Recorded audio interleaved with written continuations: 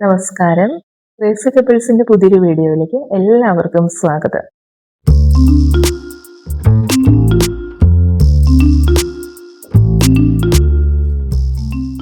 എല്ലാവരും സുഖമായിട്ട് സന്തോഷമായിട്ടും ഒക്കെ ഇരിക്കുന്നല്ലോ അല്ലെ? എങ്ങനെയുണ്ട് നിങ്ങളുടെയൊക്കെ നാട്ടില് മഴയൊക്കെ ഒന്ന് കുറഞ്ഞിട്ടുണ്ടാവും അല്ലെ? അപ്പോ ഇനി അടുത്തത് ചിങ്ങമാസമാണ് വരാൻ പോകുന്നത് അല്ലെ? ചിങ്ങമാസം എന്ന് പറയുമ്പോൾ തന്നെ നമ്മുടെ മനസ്സിലേക്ക് എന്താ പറയുക, സന്തോഷത്തിന്റെയും സമൃദ്ധിയുടെയും ഒക്കെ ഒരു എന്താ അങ്ങനെയാണ് അല്ലെ എല്ലായിടത്തും. അതായത് മഴയൊക്കെ ഒന്ന് മാറി അന്തരീക്ഷമൊക്കെ നല്ല ഇതായി എങ്ങും പൂക്കളും ഉത്സവങ്ങളും അല്ലെ അങ്ങനെയുള്ള ആരവങ്ങളും ഒക്കെ ആയിട്ടുള്ള ഒരു ആഘോഷത്തിന്റെ തന്നെ ഒരു സമയമാണ് ഇനി വരുന്നത്. അപ്പൊ നമുക്ക് അതിനായിട്ട് എന്താണ് വെയിറ്റ് ചെയ്തിരിക്കുകയാണ്. ഇനി ഇന്നത്തെ ടോപ്പിക് എന്താന്ന് വെച്ച് കഴിഞ്ഞാലേ സാമ്പത്തിക അച്ചടക്കത്തെ കുറിച്ചാണ്. എൻ്റെ ഈ ഒരു വീഡിയോ എന്ന് പറയുന്നത് ശരിക്കും പറഞ്ഞു കഴിഞ്ഞാൽ ബികോം സ്റ്റുഡൻസിനൊക്കെ ആണെങ്കിൽ നിങ്ങൾക്ക് പഠിക്കാനുള്ള ഒരു സബ്ജക്റ്റ് തന്നെയുണ്ട്. മഹാത്മാഗാന്ധി യൂണിവേഴ്സിറ്റിയിലെ ബികോം കോഴ്സിലാണ് എങ്കിൽ നിങ്ങൾ ഫസ്റ്റ് സെമ്മിൽ നിങ്ങൾക്ക് പഠിക്കാനുള്ളതാണ് basic finance for daily life എന്ന് പറഞ്ഞു. ശരിക്കും ഞാൻ ആ ഒരു സബ്ജക്റ്റ് ക്ലാസ് എടുക്കുമ്പോൾ തന്നെ കുട്ടികളുടെ അടുത്ത് പറയേണ്ടത്, നിങ്ങളിത് എക്സാമിന് വേണ്ടിയിട്ട് എന്നുള്ള രീതിയേക്കാൾ ഉപരി എക്സാമിന് വേണ്ടിയിട്ട് നമുക്ക് പഠിക്കണമല്ലോ, അതിനേക്കാൾ ഉപരി നമ്മുടെ നിത്യജീവിതത്തിൽ ശരിക്കും പ്രാവർത്തികമാക്കേണ്ട, പ്രത്യേകിച്ചും ഒരു 20 വയസ്സ് തുടങ്ങി ഒരു 45-50 വയസ്സിനിടയിൽ, അതിൽ 45 20 to 45 വയസ്സിനിടയിലുള്ള ആളുകളുടെ ഇടയിലാണ് ഏറ്റവും കൂടുതൽ കടം എന്ന് പറയുന്നത് ഒരു ശീലമായി തന്നെ മാറിയിരിക്കുന്നത്, ഒരു ഹാബിറ്റായി തന്നെ. ഞാനിത് പറയുമ്പോൾ മൊത്തത്തിലല്ല പറയുന്നത് എങ്കിൽ പോലും ബഹുഭൂരിപക്ഷവും നമ്മുടെ ഇന്ത്യയിലെ അവസ്ഥ ഇങ്ങനെ തന്നെയാണ്. അതായത് ഒരു ജോലി കിട്ടുമ്പോഴത്തേക്കും തന്നെ EMI അടയ്ക്കുന്ന ഒരു രീതി, അതായത് നമ്മൾ എവിടെയൊക്കെ ഇൻവെസ്റ്റ് ചെയ്യണം, നമ്മുടെ സേവിങ് ഹാബിറ്റ് എന്നുള്ളതിനേക്കാൾ ഉപരി എങ്ങനെയാണ് നമുക്ക് കിട്ടുന്ന ശമ്പളത്തിന്റെ മജോറിറ്റിയും ഈ ലോൺ കമ്പനികൾ അല്ലെങ്കിൽ ഫിനാൻസ് കമ്പനികൾ എങ്ങനെയാണ് അപഹരിക്കുന്നത്. ശരിക്കും ഈ ഒരു തട്ടിപ്പിനെ പറ്റി നമ്മൾ ശരിക്കും മനസ്സിലാക്കിയാൽ തന്നെയാണ് ഇനിയുള്ളൊരു കാലത്ത് കുറെ പേരെയൊക്കെ, ഇതൊരു സാമ്പത്തിക തട്ടിപ്പ് വെട്ടിപ്പ് എന്നുള്ളതല്ല, പക്ഷേ ഒരു പരിധി വരെ ഫിനാൻസ് കമ്പനികൾക്ക് ബെനിഫിറ്റ് ഇല്ലാത്ത ഒരു കാര്യത്തിലും അവർ ഈ തരത്തിൽ വളരെ ഹൈ ഇൻട്രസ്റ്റ് റേറ്റിൽ ലോൺ കൊടുക്കുകയില്ല എന്നുള്ളത് എല്ലാവർക്കും അറിയാവുന്ന കാര്യമാണ് അല്ലെ? അപ്പോ എൻ്റെ ഈ ഒരു വീഡിയോ പ്രയോജനപ്രദമാകുന്നത് ശരിക്കും ഡിഗ്രിക്ക് പഠിക്കുന്ന കുട്ടികളോ അല്ലെങ്കിൽ ആ ഡിഗ്രി കഴിഞ്ഞിരിക്കുന്നതായിട്ടുള്ള കുട്ടികൾക്കാണ് എങ്കിൽ ഒരു 5 മിനിറ്റ് സമയം ജസ്റ്റ് ഒന്ന് നിങ്ങൾ ഈ ഒരു വീഡിയോ വെറുതെ ഒന്ന് കണ്ടുപോയാലും മതി. പക്ഷെ എന്തെങ്കിലുമൊക്കെ നിങ്ങൾക്ക് പ്രയോജനമുള്ള ഒരു കാര്യം ഇതിൽ നിന്ന് കിട്ടും എന്നുള്ളത് ഉറപ്പാണ്. അതിൽ ഏറ്റവും ആദ്യം തന്നെ നമുക്ക് എല്ലാവർക്കും അറിയാം, നമ്മളുടെ ഇൻകം എന്ന് പറയുന്നത് അല്ലെ, ഏതൊരു വ്യക്തിയെ സംബന്ധിച്ച് നമുക്ക് മുന്നോട്ട് പോകാനായിട്ട് ആൺ പെൺ വ്യത്യാസമില്ലാതെ വേണ്ട ഒരു കാര്യമാണ് ഇൻകം എന്ന് പറയുന്നത്.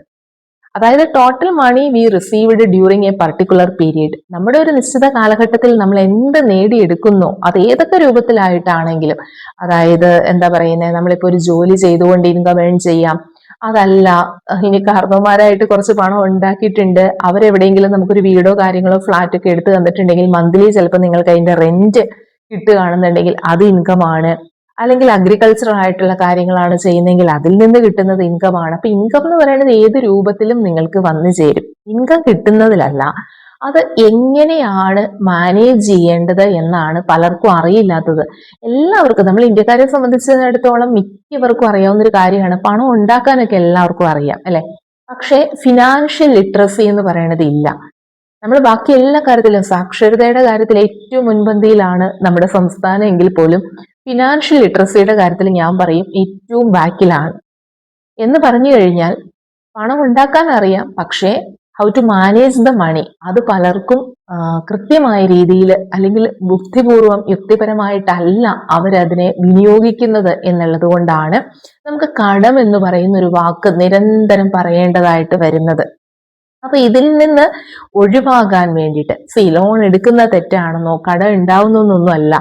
ലോൺ എടുക്കുമ്പോൾ നമുക്കത് തിരികെ അടയ്ക്കാനായിട്ടുള്ള ഒരു ടെൻഡൻസി തീർച്ചയായിട്ടും വരും. അപ്പൊ നമുക്കൊരു റെസ്പോൺസിബിലിറ്റി ആവും അല്ലെ, നമ്മളെ സംബന്ധിച്ച് ഒരു ബാധ്യതയാവും. ആ ബാധ്യത നിറവേറ്റുന്നതിന് വേണ്ടിയിട്ട് നമുക്ക് കൃത്യമായിട്ട് ജോലി ചെയ്യണം എന്നുള്ള കാര്യങ്ങളൊക്കെ ഉണ്ടാവും. അതിന് അതിൻ്റെതായ ഗുണങ്ങൾ ഉണ്ടെങ്കിൽ പോലും ഈ ഫിനാൻസ് എന്ന് പറയുന്നതിനെ മാനേജ് ചെയ്യാൻ അറിയില്ലാത്ത ഒരു കൂട്ടം എന്താ പറയുന്നത് യുവാക്കളുള്ള ഒരു നാട്ടിലാണ് നമ്മൾ ജീവിക്കുന്നത്. ഞാനത് പറയാൻ കാരണം എന്താന്ന് വെച്ചാലുണ്ടല്ലോ, ക്രെഡിറ്റ് കാർഡിന്റെ ഉപയോഗം, അതുപോലെ തന്നെ ഇപ്പം ഒരുപാട് പ്രൈവറ്റ് ഫിനാൻസ് കമ്പനികളുണ്ട് നമുക്കറിയാം അല്ലെ, ഇവരൊക്കെ തന്നെയും എന്താണ് ലോണിന് വേണ്ടിയിട്ട് നിങ്ങൾ അപ്രോച്ച് ചെയ്യും. അപ്പോൾ അത്യാവശ്യം സിബിൽ സ്കോർ കാര്യങ്ങളൊക്കെ ഉള്ളതാണ് എങ്കിൽ നിങ്ങൾ ആദ്യം ചെറിയ എമൗണ്ടിനൊക്കെ തന്നു നോക്കും. അത് കൃത്യമായിട്ട് റീപേ ചെയ്യുന്നുണ്ടെങ്കിൽ വലിയ വലിയ എമൗണ്ടുകൾ കൊണ്ടുവരും. ഇതൊക്കെ വന്നു കഴിയുമ്പോഴത്തേക്കും നമ്മൾ ചിന്തിക്കുന്നില്ലാത്തൊരു വസ്തുത എന്ന് പറയുന്നത് ഇതിന്റെ പലിശയാണ്.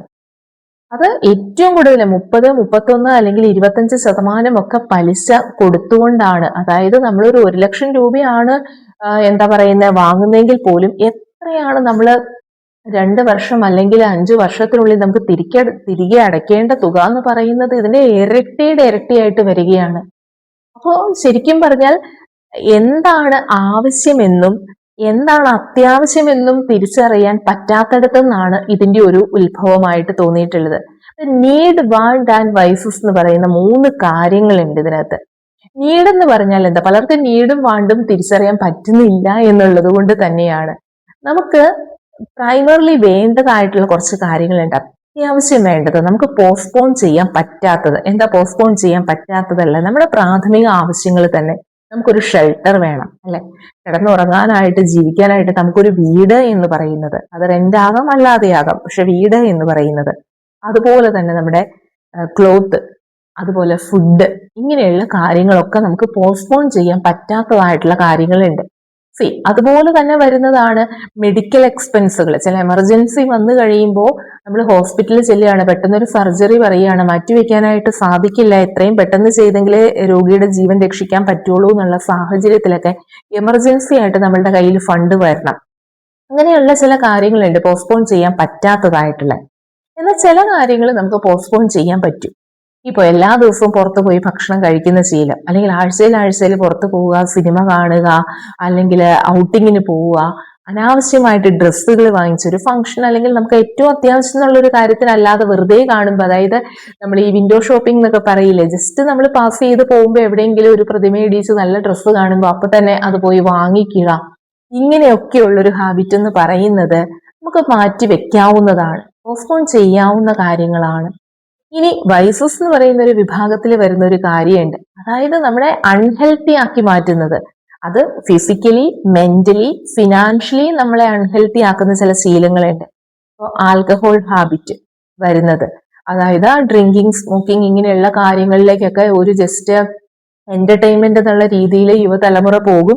ആദ്യം വെറുതെ ഒരു രസത്തിന് എന്റർടൈൻമെന്റ് ആയിട്ട് പോകും, പക്ഷെ പിന്നെ അത് നമുക്ക് സ്ഥിരമായിട്ട് നമ്മുടെ ജീവിതം തന്നെ അവരുടെ ഈ പറയുന്ന ഒരു ആൽക്കഹോൾ അഡിക്റ്റായി മാറുന്ന രീതിയിലേക്ക് പോകും. ഇതിനൊക്കെ വേണ്ടിയിട്ട് പണവും നമ്മുടെ കയ്യിൽ നിന്ന് പോകും, നമ്മൾ തന്നെയും ഇല്ലാതെയായി തീരുന്നൊരവസ്ഥയിലേക്ക് വരും. അപ്പൊ എവിടെയാണ് ഇതിന്റെ കാരണം എന്ന് പറഞ്ഞുതരാം. കാരണം എന്താന്ന് വെച്ചാൽ, ഇത് തിരിച്ചറിയാനുള്ള ഒരു സമയം പോലും കൊടുക്കുന്നില്ലാതെ നമ്മളുടെ കയ്യിലിരിക്കുന്ന മൊബൈൽ ഫോണിലേക്ക് ഇതുപോലുള്ള ഫിനാൻസ് കമ്പനികൾ നമ്മളെ ടാർഗറ്റ് ചെയ്തുകൊണ്ട് ക്രെഡിറ്റ് കാർഡ് ഓഫർ ചെയ്യുന്നു. ക്രെഡിറ്റ് കാർഡ് ഉള്ളപ്പോൾ നമുക്കറിയാലേ, അതുകൊണ്ടുള്ള ഉപയോഗങ്ങൾ ഒരുപാടുണ്ട്, ഗുണങ്ങൾ ഒരുപാടുണ്ട്. പക്ഷെ നമ്മൾ ഗുണങ്ങളല്ല മിസ്യൂസ് ചെയ്യുന്ന ഒരു രീതിയിലേക്ക് പോകും. അതായത് അൺനെസസറി ആയിട്ടുള്ള ഒരു സ്പെൻഡിങ് ഹാബിറ്റ് യുവതലമുറയുടെ ഇടയിൽ ഏറ്റവും കൂടുതൽ വരും. കിട്ടുന്ന സാലറിയിൽ മജോറിറ്റിയും ക്രെഡിറ്റ് കാർഡിന്റെ ഇൻട്രസ്റ്റ് അടയ്ക്കുന്നതിന് വേണ്ടിയിട്ട് മാറ്റി വെക്കുന്ന ഒരു രീതിയിലേക്ക് പോകുമ്പോൾ നമ്മുടെ കയ്യിൽ പിന്നെ ഒന്നും സേവ് ചെയ്യാൻ ഉണ്ടാവുന്നില്ലാത്ത അവസ്ഥ. ഇനി ഇതുപോലെ തന്നെ മൊബൈൽ ഫോൺ വാങ്ങിക്കുന്നതിനോ കാര്യങ്ങൾക്കോ ഒന്നുമല്ല, പക്ഷെ ചില ആളുകളുണ്ട് അത് 3 മാസം 4 മാസം കൂടുമ്പോഴത്തേക്കും അത് പഴയതായി, ടെക്നോളജി മാറിയല്ലോ, വീണ്ടും അത് മാറ്റുന്നു, അടുത്തത് കുറച്ചുകൂടെ കൂടുതൽ വിലയിൽ വാങ്ങിക്കുന്നു. അപ്പോഴത്തേക്ക് എന്താ സംഭവിക്കുന്നതെന്ന് വെച്ച് കഴിഞ്ഞാൽ ഇതെല്ലാം EMI-യിലാണ്. മന്ത്ലി സാലറി കിട്ടുമ്പോൾ ക്രെഡിറ്റ് കാർഡ് ഇൻട്രസ്റ്റ്, ഫോണിന്റെ EMI, അതുപോലുള്ള കാര്യങ്ങൾക്ക്, ഇലക്ട്രോണിക് ആയിട്ടുള്ള ഐറ്റംസ് ആണെങ്കിൽ അങ്ങനെ, അല്ലെങ്കിൽ വെറുതെ നമ്മൾ കാണുന്ന ഡ്രസ്സുകൾ വാങ്ങിച്ചു കൂട്ടുക, ആഡംബര വസ്തുക്കൾ വാങ്ങിച്ചു കൂട്ടുക. ഇനി നമുക്കൊരു 2 വീലർ ഉണ്ട് എന്നിരിക്കട്ടെ, പക്ഷെ എന്നിരുന്നാൽ പോലും ഒരു കാർ ഇല്ലെങ്കിൽ മോശമാണ്. ശരി, കാറാണെങ്കിൽ തന്നെയും അത്യാവശ്യം യാത്രയ്ക്ക് എന്നുള്ള രീതിയിൽ നമ്മുടെ ബഡ്ജറ്റിന് ഒതുങ്ങുന്ന രീതിയിൽ നമുക്ക് വാങ്ങിക്കാം, അല്ലെ? അപ്പോഴും അങ്ങനെയല്ലാതെ 20 ലക്ഷം, 30 ലക്ഷം, 40 ലക്ഷം എന്നുള്ള രീതിയിലേക്കാണ് നമ്മൾ ചിന്തിക്കുന്നത് എങ്കിൽ അവിടെ തുടങ്ങി നമ്മുടെ ലൈഫില് ഫിനാൻഷ്യൽ ലിറ്ററസി ഇല്ലാത്തത് കൊണ്ട്, അല്ലെങ്കിൽ ആ ഒരു സ്കിൽ ആൻഡ് നോളജ് ഇല്ല. അതിന്റെ പരിണിത ഫലം എപ്പോഴാണ് ഇവർ അനുഭവിക്കുന്നതെന്ന് വെച്ച് കഴിഞ്ഞാൽ ഇൻ ഫ്യൂച്ചർ. ആ ഫ്യൂച്ചറിൽ എന്താ സംഭവിക്കുന്നത്? ഒരു എമർജൻസി വന്നു കഴിഞ്ഞാൽ ഇവരുടെ കയ്യിൽ എമർജൻസി മീറ്റ് ചെയ്യാൻ തക്കവണ്ണമുള്ള ഫണ്ട് ഇല്ലാത്തൊരവസ്ഥ വരും. അതുപോലെ തന്നെ എല്ലാ കാലവും ജോലി ഉണ്ടായിന്നിരിക്കില്ല. ഇപ്പൊ ഇന്നത്തെ യുവതലമുറയിലുള്ള ആളുകളെ സംബന്ധിച്ചിടത്തോളം എല്ലാവരും പ്രൈവറ്റ് ജോബ്, ഒട്ടുമിക്കവരും അതെ, ഗവൺമെന്റ് ജോബിനൊന്നും വെയിറ്റ് ചെയ്ത്, ഞങ്ങളുടെയൊക്കെ തലമുറയിൽ ഉണ്ടായിരുന്ന ആളുകൾ എന്ന് പറഞ്ഞു കഴിഞ്ഞാൽ ഡിഗ്രി കഴിഞ്ഞാലും 5, 8, 10 വർഷം PSC കോച്ചിങ്ങിന് പോയി ഗവൺമെന്റ് ജോബിന് വേണ്ടിയിട്ട് പഠിച്ച് തന്നെ ഇരുന്ന ഒരു സമയത്ത് നിന്നും ഇപ്പൊ പെട്ടെന്ന് കുട്ടികൾക്ക് കയ്യിൽ പണം കിട്ടുന്ന രീതിയിലുള്ള കോഴ്സുകളും കാര്യങ്ങളും ഒക്കെയാണ് എല്ലാവരും നോക്കുന്നത്. പെട്ടെന്ന് പണം ഉണ്ടാക്കുക. പക്ഷെ പണം ഉണ്ടാക്കുക എന്നുള്ളത് മാത്രമേ അവർ പഠിച്ചിട്ടുള്ളൂ. ഉണ്ടാക്കുന്ന പണത്തെ എങ്ങനെ എഫക്റ്റീവായിട്ട് യൂസ് ചെയ്യണം എന്നുള്ളതിനെ കുറിച്ചുള്ള ധാരണ അവരിൽ ഇല്ല. അതിന്റെ ഫലമായിട്ട് തന്നെ എന്താ സംഭവിക്കുന്നത്, ഒരു 40-45 വയസ്സിനോടകം തന്നെ മിക്കവാറും ജോലിയിൽ നിന്ന് വിരമിക്കേണ്ടതായിട്ടുള്ള ഒരു അവസ്ഥ ഇനിയുള്ളതിൽ വരും. അങ്ങനെ വന്നു കഴിയുമ്പോൾ പിന്നെ ജീവിക്കാൻ അവരുടെ കൈവശം ഒന്നും തന്നെയില്ല. ഉള്ളതും അല്ലാത്തതും എല്ലാം വിറ്റുപെറുക്കി കടങ്ങൾ മാത്രം തീർത്ത് ഒരു 20-25 വർഷത്തെ കരിയർ ലൈഫ് എന്ന് പറയുന്നതിൽ എന്ത് അച്ചീവ് ചെയ്തു എന്നുള്ള ചോദ്യത്തിന് ഒന്നും തന്നെ അച്ചീവ് ചെയ്തിട്ടില്ല എന്നതായിരിക്കും നമുക്ക് കിട്ടുന്ന ഉത്തരം. അപ്പോ നിങ്ങൾ എന്താ ചെയ്യേണ്ടത്? ജസ്റ്റ് ഇതൊക്കെ പറയുന്നു എന്ന് മാത്രം, ഇത് കേൾക്കേണ്ടവർക്ക് അതിൻ്റെതായ രീതിയിൽ കേൾക്കാം. ഡിസിഷൻ നിങ്ങളുടെ മാത്രമാണ്. ഓക്കെ, അപ്പൊ അതിനകത്ത് എന്താ കാര്യം എന്ന് വെച്ച് കഴിഞ്ഞാൽ, നമ്മൾ ആദ്യം തന്നെ എത്രയാണോ നിങ്ങൾക്ക് കിട്ടുന്ന ഇൻകം, നിങ്ങൾ ഒരു പേഴ്സണൽ ബഡ്ജറ്റ് തയ്യാറാക്കി വെക്കുക. ഈ പേഴ്സണൽ ബഡ്ജറ്റ് എന്ന് പറയുന്നതിൽ നിങ്ങൾക്ക് ഇതുപോലെ 3 ഭാഗങ്ങളായിട്ട് ഡിവൈഡ് ചെയ്യാം. ഒന്ന്, നിങ്ങളുടെ ഇപ്പോഴത്തെ കറണ്ട് നീഡ്, ഇപ്പൊ നിങ്ങൾക്ക് എന്തൊക്കെ കാര്യങ്ങൾക്ക് ആവശ്യമുണ്ട് അത് മുഴുവനും അതിൽ നോട്ട് ചെയ്ത് വെക്കുക. പിന്നെ മറ്റൊന്ന് എന്ന് പറയുന്നത് നിങ്ങളുടെ എമർജൻസീസ് മീറ്റ് ചെയ്യാൻ വേണ്ടിയിട്ട് മാത്രമുള്ളതായിരിക്കണം. അതിൽ എമർജൻസി എന്ന് പറയുന്നത് പറഞ്ഞുല്ലോ, മിക്കവാറും തന്നെ വരുന്നത് മെഡിക്കൽ എക്സ്പെൻസുകളാണ്. അപ്പൊ അതാണ് എമർജൻസി വരുന്നത്. ഇനി ഫ്യൂച്ചർ എന്ന് പറയുന്നത് for well being of others. നമ്മൾ ഉണ്ടാക്കുന്ന പണം നമുക്ക് വേണ്ടിയിട്ട് മാത്രമല്ലല്ലോ, നമ്മുടെ കുടുംബത്തിലുള്ളവർക്കും കൂടി വേണ്ടിയിട്ടാണ്. കാരണം അവരും കൂടി കൂടുമ്പോഴാണല്ലോ നമുക്ക് എന്താ പറയുന്നത്, മനുഷ്യൻ ഒരിക്കലും ഒറ്റയ്ക്ക് ജീവിക്കുക എന്ന് പറയുന്നത് പോസിബിൾ അല്ല, അല്ലെ? അപ്പൊ ആ ഒരു ഫാമിലിക്ക് വേണ്ടിയിട്ട് നിങ്ങൾ കരുതുന്നത്, കുട്ടികളുണ്ടെങ്കിൽ കുട്ടികളുടെ വിദ്യാഭ്യാസം, അതുപോലെ വിവാഹം, ഇങ്ങനെയുള്ള കാര്യങ്ങൾക്കൊക്കെ വേണ്ടിയിട്ട് മാറ്റിവെക്കാം.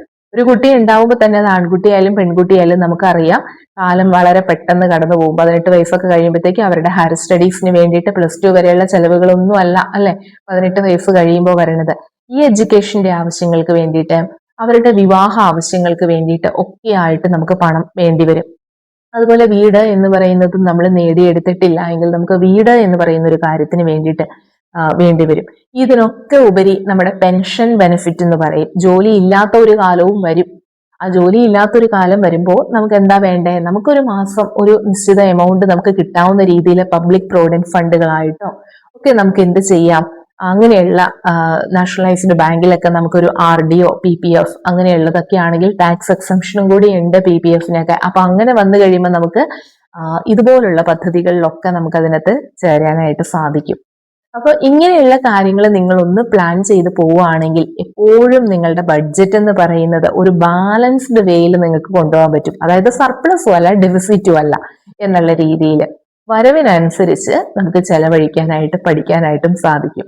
ഇത് ഞാൻ ഡിഗ്രിക്ക് പഠിക്കുന്ന കുട്ടികളെന്ന് പറയാൻ കാരണം എന്താന്ന് വെച്ച് കഴിഞ്ഞാൽ, ഈ ഡിഗ്രിയോട് കൂടി തന്നെ ഒട്ടുമിക്കവരും പാർട്ട് ടൈം ജോബിന് പോകുന്നുണ്ട്. ഡിഗ്രി കഴിയുമ്പോഴത്തേക്കും അടുത്തത് ജോലി എന്ന് പറയുന്ന ഒരു സ്വപ്നവുമായിട്ട് 20-21 വയസ്സാവുമ്പോഴത്തേക്കും കുട്ടികളൊക്കെ ഏൺ ചെയ്യാൻ തുടങ്ങുന്നുണ്ട്. ചെറിയ സാലറിയിലായിരിക്കും സ്റ്റാർട്ടിങ്. 8,000 ആയിക്കോട്ടെ, 10,000 ആയിക്കോട്ടെ, 15,000 ആയിക്കോട്ടെ, എത്രയാണെങ്കിലും ആ ചെറിയ എമൗണ്ട് ആണെങ്കിൽ പോലും അതിൽ നിന്ന് നിങ്ങൾക്ക് ഇങ്ങനെ 3 ഭാഗങ്ങളായിട്ട് ഡിവൈഡ് ചെയ്ത് നിങ്ങൾ അതിനനുസരിച്ച് കുറച്ച് എമൗണ്ട് നിങ്ങൾ സേവ് ചെയ്യുക. കുറച്ച് നിങ്ങളുടെ ഇപ്പോഴത്തെ ആവശ്യങ്ങൾ, സന്തോഷം എല്ലാം വേണം, അല്ലെ? നമുക്ക് സേവ് ചെയ്യുക മാത്രമല്ല നമ്മുടേതായിട്ടുള്ള ലൈഫും നമുക്ക് അടിച്ചു പൊളിക്കണം. അപ്പൊ എല്ലാത്തിനും കൃത്യമായ രീതിയിൽ അത് ബാലൻസ് ചെയ്തുകൊണ്ട് പോകുന്ന രീതിയിലാണ് എന്നുണ്ടെങ്കിൽ ഫിനാൻഷ്യൽ ഡിസിപ്ലിൻ ഉള്ളവരാണ് നിങ്ങളെന്നാണ് അതിന്റെ അർത്ഥം. ഈ ഫിനാൻഷ്യൽ ഡിസിപ്ലിൻ അല്ലെങ്കിൽ സാമ്പത്തിക അച്ചടക്കമുള്ള ഒരു വ്യക്തിയാണ് എങ്കിൽ ജീവിതത്തിൽ നിങ്ങൾ വിജയിച്ചു എന്ന് തന്നെ പറയേണ്ടതായിട്ട് വരും. മറ്റാരുടെ മുമ്പിലും നിങ്ങൾക്ക് തല കുനിക്കേണ്ടതായിട്ട് വരില്ല. മറ്റാരും നിങ്ങളെ ഒരു പണമില്ലാത്തതിന്റെ പേരിലോ അല്ലെങ്കിൽ നിങ്ങളുടെ ഒരു ആത്മാഭിമാനത്തിന് മുറിവേൽപ്പിക്കുന്ന രീതിയിലോ നിങ്ങളോട് ഒരിക്കലും ബിഹേവ് ചെയ്യുകയില്ല. അപ്പോൾ എല്ലാവർക്കും നല്ലത് വരട്ടെ എന്ന് ആശംസിച്ചുകൊണ്ട് ഇന്നത്തെ ഈ ഒരു വീഡിയോയും തൽക്കാലം നിർത്തുന്നു. താങ്ക്